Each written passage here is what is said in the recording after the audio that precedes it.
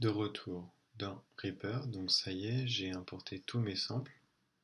Donc j'ai choisi d'utiliser pour mon morceau, mon projet, 7 samples. Alors pour avoir une meilleure vue d'ensemble, je vais dézoomer. Comme ça j'aurai les 7 en même temps. Et je vais aussi un petit peu dézoomer là. Donc maintenant le projet, ça va être de choisir quel sample que je mets en premier, combien de fois je le fais répéter, puis quel sample je mets en deuxième, etc. Puis en troisième, jusqu'à créer une forme en accumulation. Avant ça, je peux, par contre, si je le souhaite, écouter et découper certains samples qui ne me conviennent pas. Par exemple, là, je vois que j'ai un sample percu qui est beaucoup plus long que les autres. Je vais le mettre en solo, S c'est pour solo, et écouter ce qu'il donne tout seul.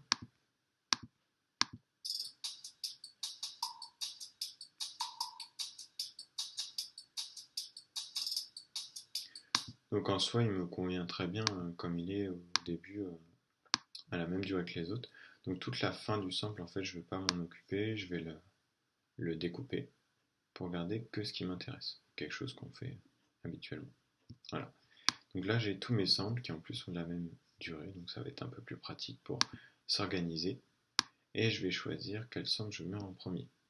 Donc vous discutez entre vous dans votre groupe, mais moi j'ai déjà préparé mon projet et je sais que ça va être cette piste-là, corde, que je vais choisir d'utiliser en premier. Donc tous les autres, je vais choisir de les déplacer. Donc par exemple, clavier, je le mets à la suite, basse.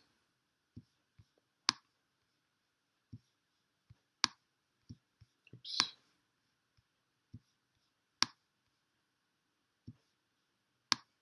Donc je me base sur la grille, et en me basant sur la grille, je vois que donc ça commence à 6 secondes 13, la fin de mon premier sample. J'ai donc mon premier sample tout seul, que je vais réécouter.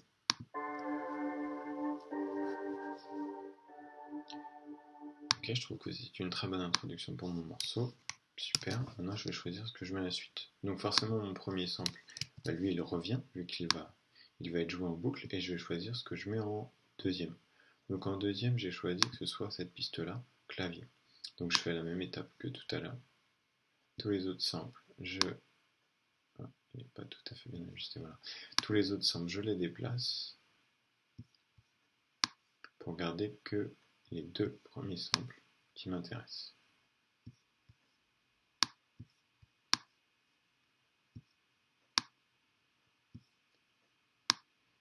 Et là, j'ai du coup mon morceau avec mes deux premiers samples qui vont bien être joués ensemble. Bon, un sample tout seul, deux samples. Et là, je vais choisir de rajouter un troisième sample. Donc là, je vais mettre la batterie, drums en anglais. Je fais la même étape que tout à l'heure. Je vais copier mes samples que j'ai déjà utilisés. Donc pour copier, en fait, vous faites clic droit et vous faites Copy Items ou CTRL-C sur votre clavier. Ça correspond à copier. Vous allez à l'endroit où vous voulez que ça apparaisse et là, vous faites toujours clic droit.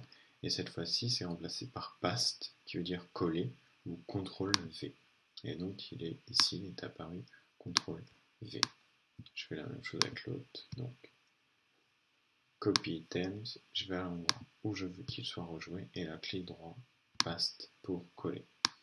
Donc, j'ai mon morceau, un sample, deux samples, et là, j'ai mes deux samples, et donc j'ai dit, je veux en plus la batterie, le reste. Je fais toujours la même étape, je déplace.